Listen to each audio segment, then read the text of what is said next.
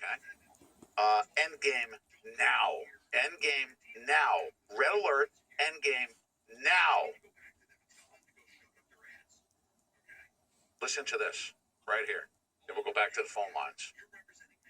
Red alert. Red alert.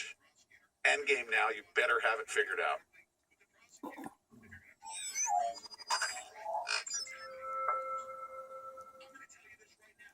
During his inauguration speech, Joe Biden spoke of confronting and defeating domestic terrorism.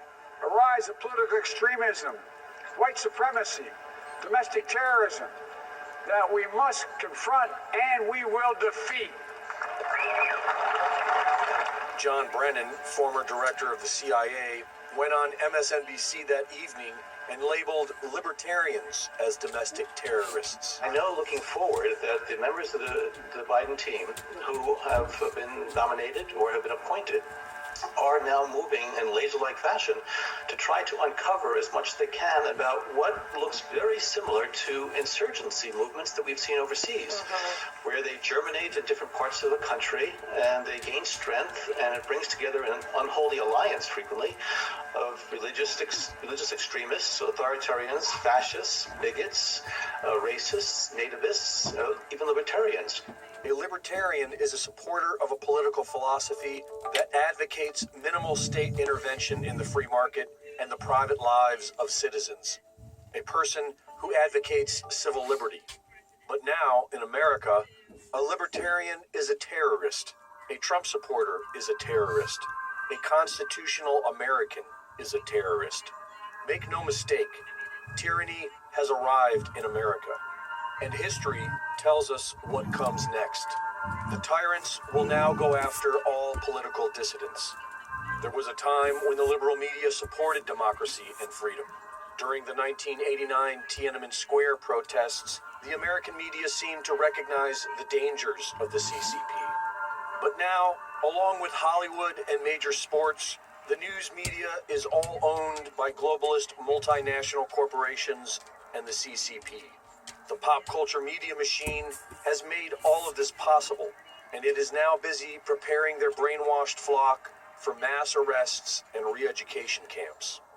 A Bernie Sanders staffer and the principal counsel for PBS were separately caught on camera calling for rounding up Trump supporters and putting them in re-education camps.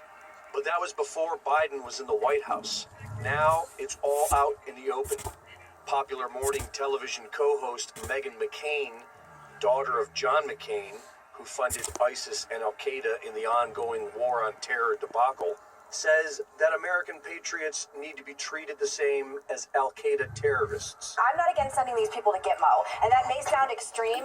These are domestic terrorists who attacked our own republic. They should be treated the same way we treat Al-Qaeda. MSNBC's Nicole Wallace suggests the possibility of killing Americans with drone strikes. Attacking terrorism at its root, of going after and killing, and in the case of Omar al-Awlaki, an American, a Yemeni American, with a drone strike for the crime of inciting violence, inciting terrorism. Regional Director of California Democrats unapologetically suggests rounding up 75 million Americans and putting them in concentration camps.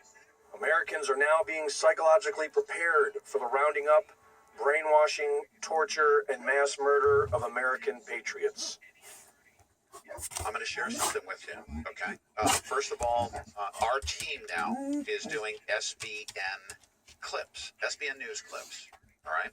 You can find it on our Rumble channel. If you're on any of our channels on SBN, Santilli Broadcasting Network, and you're on a Silicon Valley platform, you're in a very fragile state right now. They're going to disconnect you from us, but that's okay. You can stay there. It's convenient.